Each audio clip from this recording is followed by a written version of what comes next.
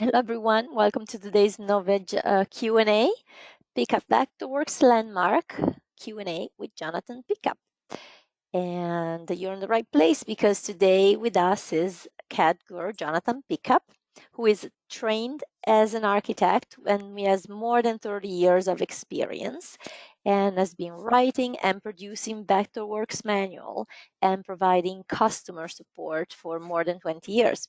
His company, ArchonCAD, details later, is the premier provider of third-party manuals and training resources for Vectorworks. He also offers monthly webinars and maintains the Visual Knowledgebase for Vectorworks. Jonathan joins us from New Zealand. And now a little bit about Novaj. Novaj is changing the way designers purchase 3D software, offering more choices, more freedom, best advice and faster service. It's so easy. And as you know, Vectorworks 2021 is coming very soon now. And we want to make sure you're aware that if you buy or upgrade to Vectorworks 2020 now, and by now I mean today, you will automatically get the 2021 for free as soon as it's released. And check us out at novaj.com, where you can find the promo and you can find anything else that goes with Vectorworks in terms of CAD rendering solution and hardware even. Okay, so Jonathan, I'm going to share your screen now, so I better you can pick up. Get ready. Hold on. All right. Pick up. Pay attention. Okay. So I'm going to make you the presenter. I'm going to show my screen. Yes. So you should be able to see my screen. Yep, perfectly. So Richard would like to look at worksheets. Bradley said that he might have a question later. But Richard's come back and said that he'd like to see a retaining wall or a wall running down a hill and on a curve. Nothing like a simple problem there, Richard. So one of the things I thought of, Richard, before we get started, because I was teaching some students the other day and they just didn't twig with the idea, or they did not understand that when they're drawing something when it's on an angle like this site modifier, how can they actually set up their drawings so that everything works very well? And the technique that I want to show you, Richard, is this one here, this rotate, the rotate plan. Because if you don't rotate your plan to start with, then when you start to generate viewports and you start to generate drawings and dimensions, that kind of stuff, you'll find that they don't work well because this part of the site's on an angle. So I wanted to show you this rotate plan, because if I snap to a corner of my site modifier, you can see that my whole drawing has rotated. It's all turned around just a little bit. And I get this new indicator down the bottom here, this bottom in the left-hand corner. I've got this indicator that indicates that I'm actually rotated my view temporarily. Now this is a temporary rotation, and up here you can see the angle. I didn't know what it was, but it's almost minus 12 degrees for my rotation.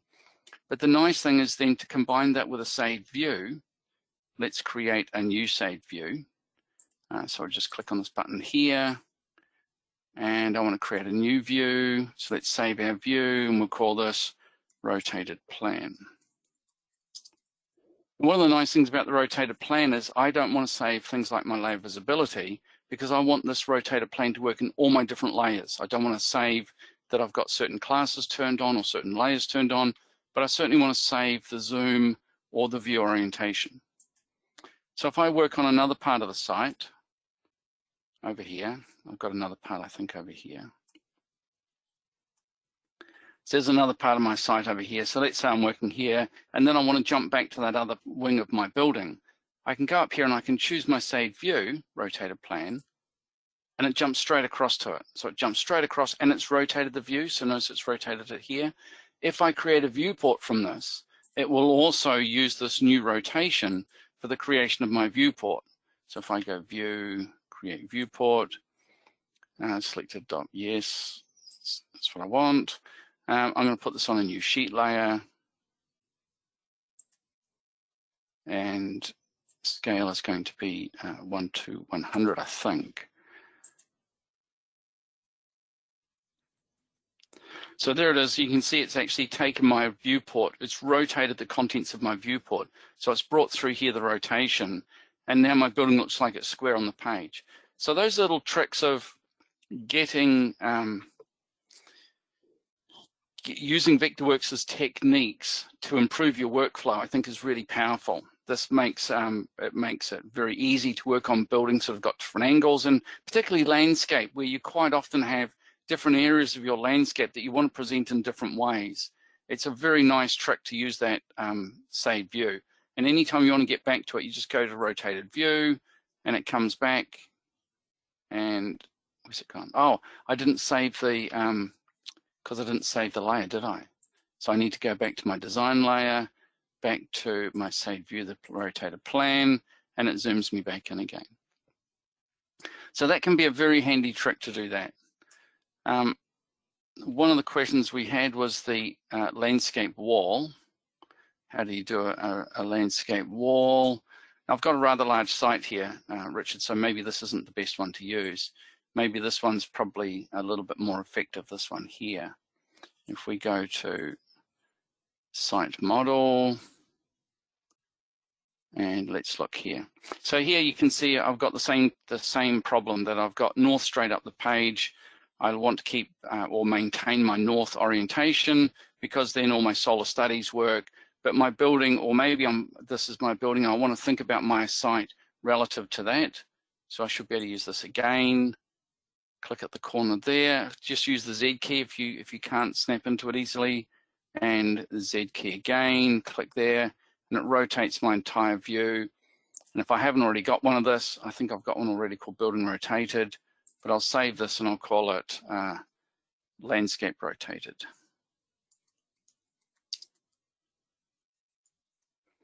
So Landscape Rotated. So I'm going to save the zoom. I don't want to save the, but this time I do want to save the class and the layer. And if you're saving the class and the layer visibility, be careful of changing the active class. One of the problems I've got, I had a client who did this, and they saved their active class as something like electrical, which was unfortunately turned off. And what happened was every time they went to look at their elevations of their plan, because they set up a save view for their elevations, the elevations would disappear because they drew them on the electrical class. And when they called me up and they said, Jonathan, there's something wrong with Vectorworks. It just keeps, every time I look at my elevations, they vanish and I have to keep redrawing them. I said, well, that's weird. So I said, well, explain how do you do it? And then she said, she went through the save view and she saved a view, and she would, she'd recall that save view and the elevations would vanish. And I said, okay, can you turn all your classes on, please? And after she turned all her classes on, there was this sort of strange silence on the end of the phone. And I said, well, what can you see? I can see 4 elevations. So this is one of the tricks. So change it to none. Don't fall into the trap of accidentally drawing stuff on the wrong class. So there we are. So Richard, you want to put a retaining wall? Richard, I'll just need a little bit of your help here. Can we put the retaining wall through here? Is that all right, Richard, if I put a retaining wall through here, through this area? So what I'm going to need to do is I'm going to need to get rid of I'll get rid of this here. Let's update my site model, and I'll build a retaining wall. Now, I don't tend to use the landscape tools such as the retaining wall. There's a couple of tools up here for landscape that people tend to use, and I don't tend to use those. And the reason I don't tend to use them is that a lot of those tools use the same basic techniques, but they put them inside other tools. So there are a couple of basic techniques for changing landscapes in Vectorworks, and the main one is using a site modifier. Now, there's a couple of site modifier tools. I'm just updating my site model. I forgot about this one. This one could take a little while. And once you start updating a site model, there is nothing you can do to interrupt it. There's no escape. There's no command full stop or command period that will interrupt it. You just have to wait for it to finish. So Richard says his goes beside a driveway which goes down a hill with a sweep. Richard, I think I did one of these just the other day. Now, you said, Richard, that you want to use a wall, a retaining wall or a wall running down a hill on a curve. And I'm wondering why you actually want to use a wall tool rather than just model it as a 3D object. Because one of the techniques we can do is we can model this with 3D shapes. Don't forget that. So I can use extrusions to do that kind of thing. And so I was saying, Richard, that there are a few basic tools that we use for doing site modifying. The main one is the site modifier. Now, the site modifier can either be a contour or a pad. Those are the two main terms. And these contours and pads can be used to modify the site. The contour is as its name suggests, a thin line that sets an elevation. Now, the elevation can be sloping, which is quite handy. And the pad tends to be a closed area that is a site modifier. And that pad can also be on a slope. So we can actually tip that pad a little bit to make a gentle sloping area. The contours are quite often the way we think when we're doing landscape changes. So quite often when you're thinking about changing a landscape, you'll think about, I need to scoop this land out, I need to move this around here. So that can be one of the things that you tend to think of when you're doing your site modifiers, is to think of the land in terms of contours. Quite often that's the way you're taught, that's quite often the way you present your drawings to other people, and it's quite often a shorthand for thinking of the three-dimensional flow of land.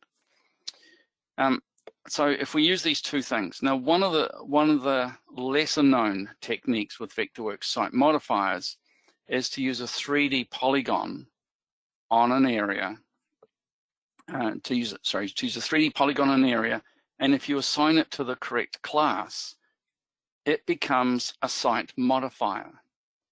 And what do I mean by that? There's a class in Vectorworks. Now, we're still waiting for my site model to update because I forgot there's a lot going on with this particular one, so it takes a while. So one of the techniques we've got is, in the old days, before we had the site modifier tool, site modifiers used to go on a particular class called site-DTM-modifier. And any polygon on that class still modifies the site. And so it can be quite handy. Barbara, could you do me a favor, please? Sure. Could you stop the recording temporarily? Because what I'd like to do is to close this file and start again. Okay. Cool.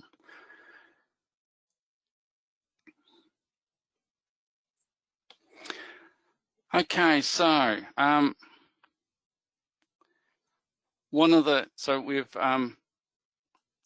we unfortunately had to stop that other file, so we'll do it in this file. So Richard, there's a couple of things that we can use for site modifiers. Let's just have a look at, I'll just change to my Landmark workspace so we can show it.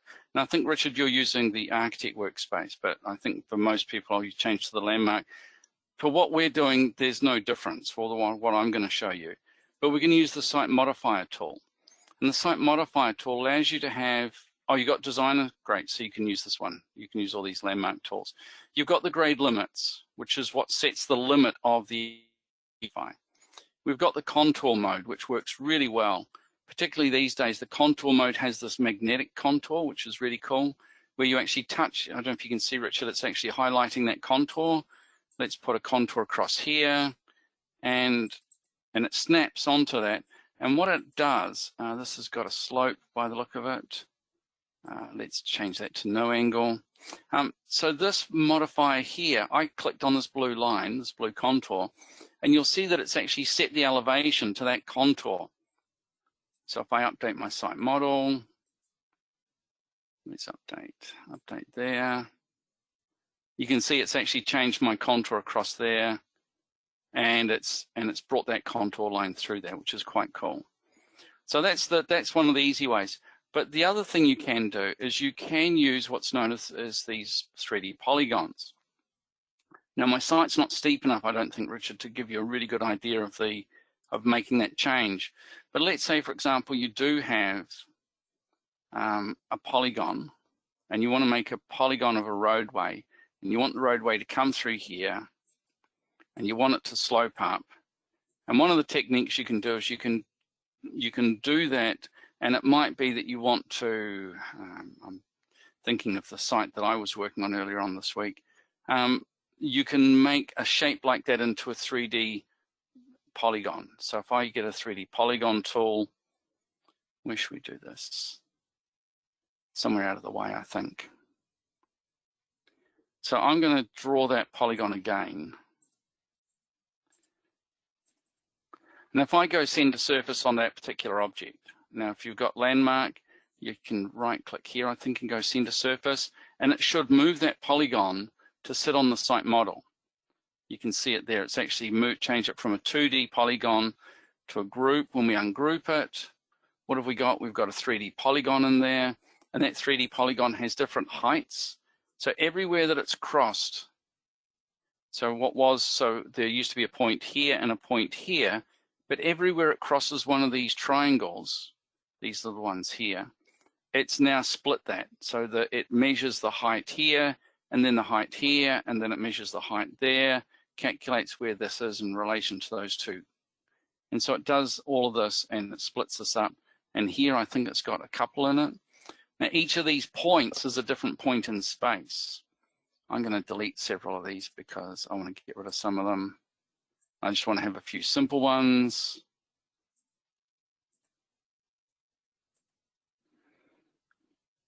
Get rid of that one. So what I can do with this 3D polygon, I can look at the height of this polygon, the entire object, or I can look at each vertex individually. So here I've got a height. I'm going to leave that where it is. Go to the next one. I want this to be 10 feet down. I think these are feet on this file. I better check my units first before I make that decision. Document settings, units. Oh, my units are millimeters. Okay. So I'm working in meters and millimeters. Let's change that to feet, because I think most of you are probably overseas. Let's change this to feet. So what have we got? 3,000 feet. So let's take 10 feet off there. So let's move that one down. I go to the next one. We'll take 10 feet off there as well. Go to the next one. We'll take 5 feet off that one. And so what we should now have, Richard, is this should be able to become a site modifier. What I was saying earlier, before we lost our Vectorworks, was that we should find that there's a class here called site DTM modifier. And if you assign that object to that class, this particular object becomes a site modifier. So that's a retaining wall. That's the bottom of my retaining wall. So I'm going to drag a copy of that one across. Let's get back to that mode. Drag a copy of that across. I'm just holding down my Option and my Alt key. Now at the moment, these are both at the same elevation. So what I'm going to do is to change the height of one of these. So here, we've got that polygon selected. Here, we've got that at that height. I'll go to the next one. So we're going to go plus 12 feet to that one. And just be careful, vertex only, Z direction, plus 12. That should go up.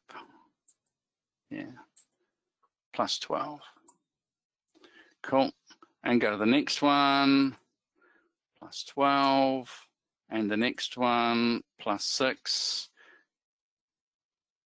I go to the next one. That one, plus 6. And so now I should now have, Richard, something that will retain or change the shape of my ground. So let's go back to this area here. Don't forget, what you also need to have is something like a grade limits that controls where we're making these changes to. So I'm going to mirror those two through there. And now I should be able to just put a grade limits around those and update my site. So if it's difficult, Richard, I will use these techniques to do it. If it's easy, I'll use all the other things that I've got. Let's go right click and update.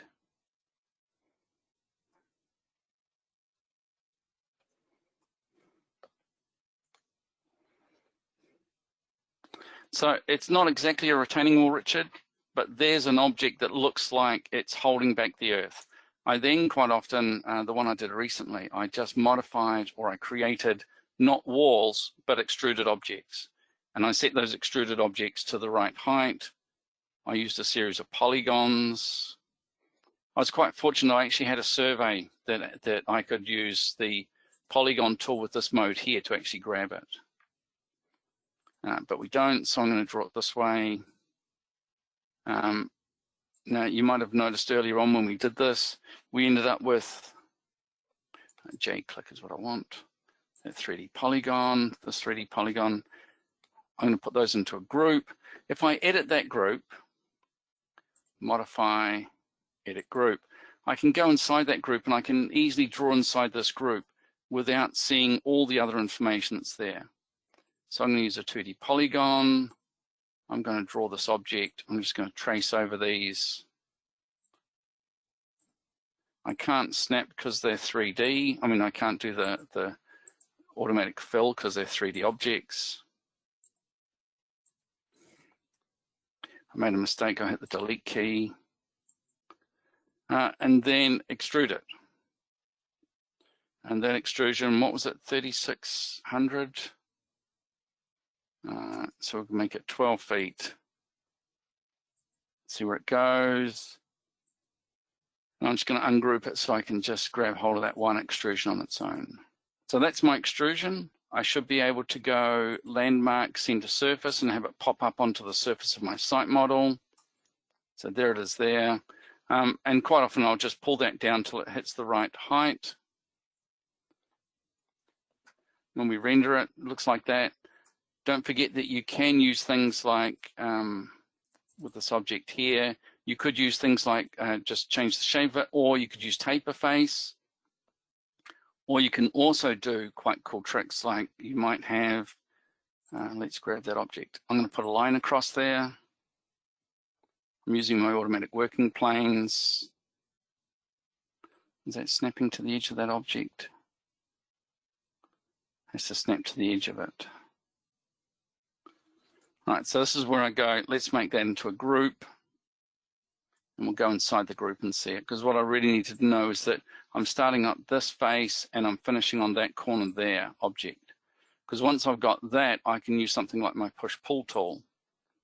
And I can pull that up. Now, there are architect landscape tools that you can use to do this instead, but sometimes they want the wall to be a curve or they want the wall to be square, and you're dealing with things that may not be quite that way.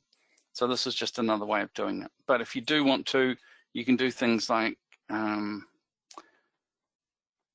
you can create a retaining wall site modifier, which I very rarely use because when you do that, you do need to know some stuff about where the walls are, or you need to draw a wall, then you can get it to do the retaining wall parts of it. I quite often like to just model it in 3D. So I was just going to show you some tricks. So I can pull that end of the site model up. If I turn the other part of my site on, then I can grab it to there. When I exit the group, I've got my stepping site wall. So one of the things I did want to look at today, if we've got time, Barbara, is to have a look at this issue we've got here with these objects. These are site modifiers. We've got a site itself. Now the site doesn't take too long to update. So we've updated that. Let's update our cut and fill calculations. But what I don't know about these cut and fill calculations is how do I get the information from each unique one. So let's go back to zooming in here. I think I've got a site modifier there. You might notice it's difficult for me to choose it. I often use the J click, which is for selecting coincident objects. And here I can find the update calculation, so I can click on that. This will give me the site model calculations just for this site modifier. So I know just for this particular one, how much cut and fill it is using. The cut volume, this is in cubic meters because I haven't changed my units. Let's go back and change our units again. I only changed some of them last time. Volume, let's make it cubic. Yeah, cubic yards. square feet. Let's update my calculations. So here it tells you what the volume is. It tells you what my cut volume is. So it's 11 cubic yards just for this site modifier. And if I go into here, I can click on this one. I do need to update my calculations, and it'll give me my cubic yards just for that one. And if I do this one over here, it'll do the same. So just be careful that you make sure you're clicking on the right one, but we update those. Now, if you've got a lot of these objects, it can be a challenge to go around and find and click on each individual one to see what each one is doing. So one of the techniques we could use is to find a worksheet. Let me just answer one quick question. So Diane, you've got a question about how do you get out of text command without going to the toolbox? Am I right in thinking, Diane, you're actually typing here? And you want to get out of that without going up to the basic tool set and clicking on this. So I use the escape key, the ESC key at the top left-hand corner, because that gets me out of it. And then I can use my keyboard shortcut to go back to my selection tool. You can't use your 2D, you can't use your hotkey. So let's go back. So we're zoomed in quite a long way for this text. So we start writing, this is text. So Diane, you can't get out of that. You hit the return key, it gives you that. There's a couple of ways of getting out of this. Number one, think about using the escape key. That'll get you out of it. But the other one you can use, if you hit the, now on my keyboard, I've got a full-size keyboard, Diane. It's got a return key near the letters. And my keyboard has a numeric keypad, which has also got an enter key on the far right-hand side. Now on a Windows machine, but they're both labeled enter, but one has a little symbol that goes on the Windows machine. It's got a little symbol that does this, and it's got an arrow on the end of it. Wrong one. Arrow on the end of it. So that's the way that a Windows machine has a little symbol that looks like this on the key, which strangely enough is a return key, carriage return from the old days of a typewriter. So the return key creates a new line of text.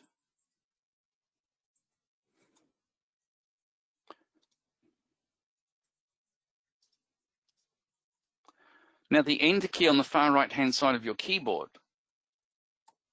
gets you out. And to me, that's the quick way to do it, is to hit the enter key or the escape key wherever my finger is. So those two will get you out of it. And then you can go back to your keyboard shortcut. So Richard, back to the site modifiers. Now, when I do a calculation like this, I'm going to ask Vectorworks to look for specific objects. Yesterday, Richard and I were on a webinar, and I looked at using things, a particular thing called a record format. And so I have a record format, and I created a record format called site modifier name. And so I can name each particular site. This one is called, if I zoom in and select it, that one is called West. The one in the middle is called Main, and the one over here I think is called East. And so it gives me an ability to name.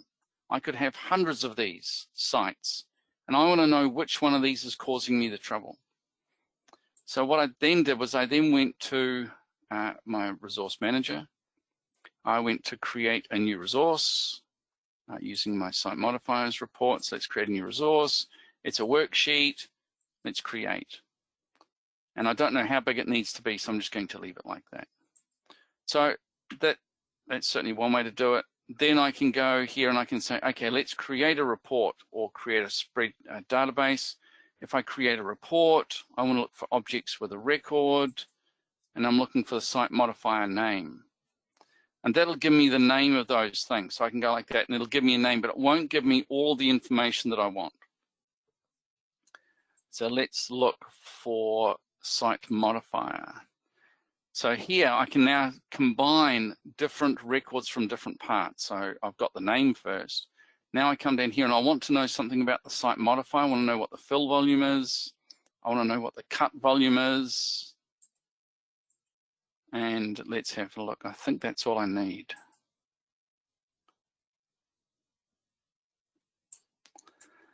So this is the cut volume.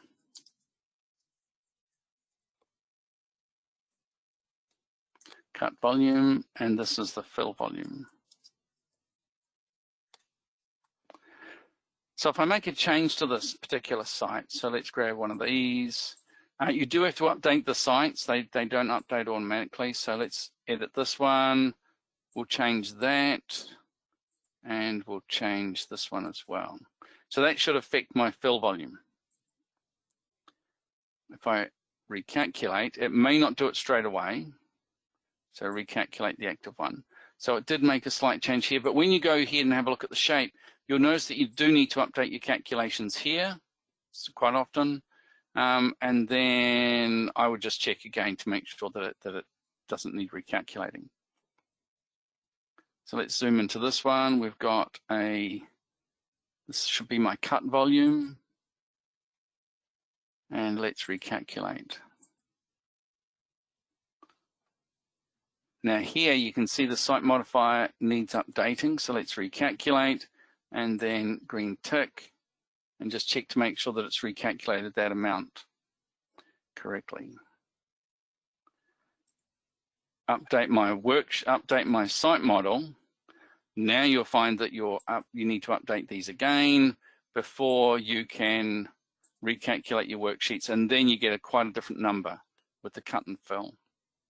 Oh, I made a typing mistake. Sorry, get rid of that. I didn't need to have a Z before the cut volume. But so that, Richard, this is the way I use to grab these things, which I think is a really powerful way, just using the worksheet to do that. If I move them around, I do need to recalculate. But someone asked me to do this as an example, and I think they had a subdivision with several different houses, and they wanted to know which one needed to be lifted, which one needed to be brought down. These fill volumes and the cut volumes, for example, this one, if we choose this one again, this is my west, I think. Is that west or east? What's it called? Again, J-click. Site modifiers. That's my east. So the east one is, let's update my calculations. The east one is, it's got a cut volume, it's got a small fill volume, but a large cut volume. So if we change the elevation of this, we can affect the height. So let's, it has a large fill volume. Does it? Have I got those back to front? I have, haven't I? Cut volume. I thought I'd put them in the right way. I should have checked. I chose fill first. Fill, and this is the cut. I was getting confused. Okay, so there's my cut volume. So here we've got a lot of land to cut out of this particular one. So if I go back to my site and I say, well, let's lift that up by 3 feet. So let's go +3. What effect does that have on this?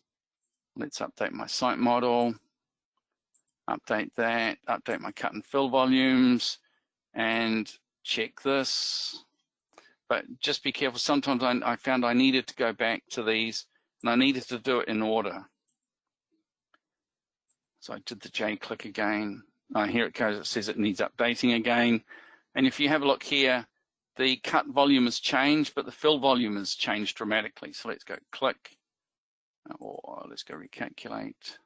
And you can see here, because I lifted it up by 3 feet, there's now a massive fill volume, but no cut, which means that I've now got a filled area there rather than a cut area. So you could, if you want to, use these to figure them all out. And for some reason, I accidentally used the X key somewhere, and I've renamed one of my objects. This one, it must be this one here. I must have accidentally named that one X. That should be main. And I could have done it here as well. I could have renamed it here. So by changing, by using the worksheets or by using the record format, attaching it to these objects, I can then do a search and I can start to find all of this information, which is quite handy. So how are we getting on for questions? So someone you need to talk to, Barbara. They need to talk about a new license. I've done the toolbox. And about the only thing that I had, the only question we did have was about that retaining wall. But one of the neat things I thought, Richard, about that retaining wall, using those objects for the retaining wall, is your ability to put them in where you don't have any other information, which is what I did on a driveway recently, where I had some spot levels, but I didn't have all of the bits that I needed. Another thing that I did recently was I had a series of stake objects. And I had one here. Let's do a stake object. Let's set elevation to site model. That's this one here. Stake. Have I got a stake there somewhere? Well, it could be so small I might not be able to see it. Okay, there it is there. I've got a stake object there. I've got another one here. Let's, I'll tell you what, I'll do it in a brand new file. So what I had the other day was I was working on a site. I had a stake object which had a particular elevation, included site model data, cross, and let's put one there, and I had one here. So let's say this one, I think this one was about 7, what was the Z value of this one? It was 711.2 feet, I think. And this one over here was 708.32 feet. But what I also needed was a few spots in between there.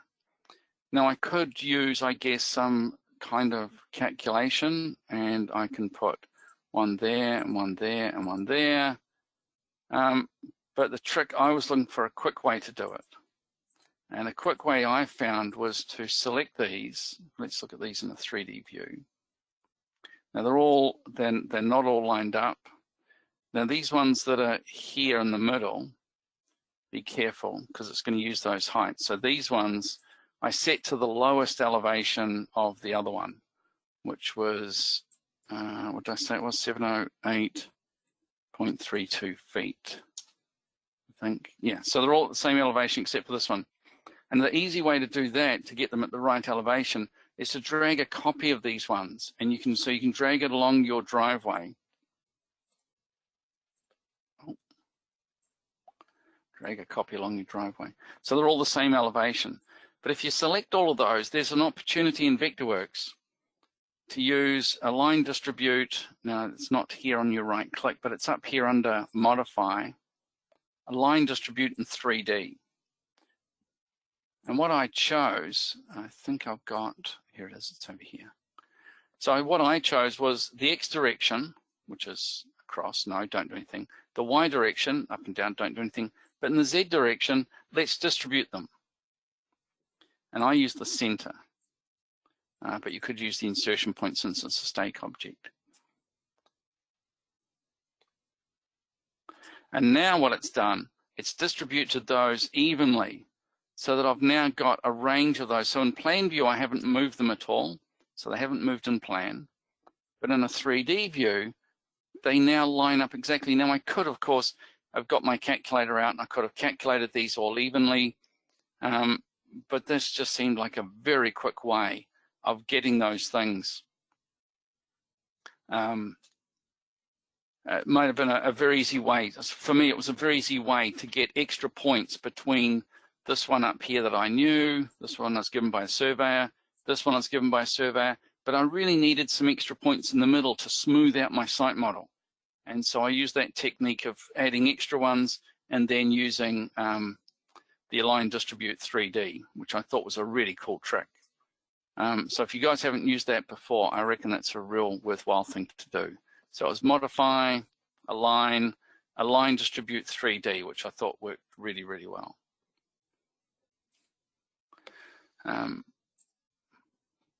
So there aren't any other questions, are there? Looks like Richard's the only one asking questions at the moment. I think there's another question.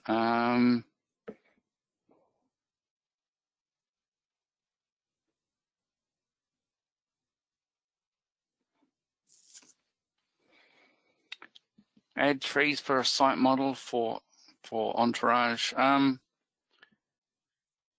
not sure we want to do very much about planting at the moment. No one's got any planting questions, but if you do know which plants you want to use, Richard, when you use,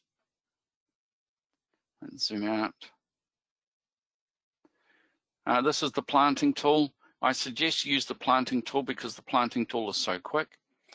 If we use the plant tool, choose a plant that you like. There are some that are basic. There's you can use specific trees. You can use aquatic trees. So these are all that come with Vectorworks, ground covers. We've got specific trees. These are herbaceous shrubs, I think. Shrubs. We got some cycads if you're in California. We've got a phoenix palm. I'm not a big fan of phoenix palms, but let's grab that one. Click on the select button. It's downloaded it, and now I can start placing those.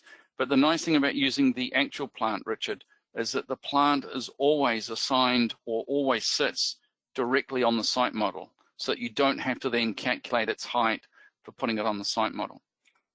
I don't know if anyone's ever done a wind farm. One time I used a plant object and I put, instead of a plant symbol inside, I put a windmill symbol inside it. And then I could just create a windmill, or I could create a wind farm just by putting plants all over the site, and it worked pretty quickly. So have a look at that, Richard. We've got loads of trees for you to choose from. If you just want non-specific trees, have a look at these. Some of these are not three-dimensional. Some of them are. So I'd stick to the main ones. What do I have where I am? Deciduous trees, we've got some aces where I live. And I'll download that file as well. And then I can put some of these trees. And the other one, you can put them like that. Make them go along the contours. Double click to finish. And the other one perhaps for you to look at, Richard, would be the existing tree tool. And the existing tree tool, you can make it a three-dimensional tree, and you can define areas that you want to be protected. So this, I don't think has a 3D at the moment. 3D properties, let's create 3D geometry. Lots of people don't like this. They find it just a little bit ordinary. But it's got, we can assign a trunk texture, we can assign a tree canopy to it, and that should create a three-dimensional object. We can apply significance, and all of the stuff that you apply to the tree can then be scheduled or reported. So we can have irregular canopies, but really areas, let me just look at the area. Do we want to protect the critical zone of the tree? Does the tree need to be protected? What condition is the tree? And so that's quite a powerful tool for doing a survey of a tree. But yeah, I think that's probably enough, Richard, for that question. So there weren't many questions, Barbara. So I'm not sure if there's anything else we need to cover today. I think that's it, and I think we're almost run out of time. So well done. Richard, you already subscribed to this, so don't forget to use this for looking up things like plants and trees. There must be plants and planting. So I've got, you know, what's a plant, how does it work, all that kind of stuff. And there's lots of other articles. If you're not logged in, you can't see very much. But I recommend people join. Yeah. Thanks, Barbara. Thanks everyone for coming. Thank Sorry you there weren't so many much. questions, but I'll take the screen back. Yes. All right. I'll take the screen back to remind everybody that we have a limited time promotion for Vectorworks. There's 25% discount if you buy now, and waiting for the new release 2021 happening very soon. And come to novaj.com. Novaj is changing the way designers purchase 3D software, offering more choices, more freedom, best advice and faster services. And we're always here if you want to talk to us. So our phone number is on every page, and give us a call and ask away anything regarding software or even hardware. Have a great rest of the day, everybody, and bye-bye. See you next time.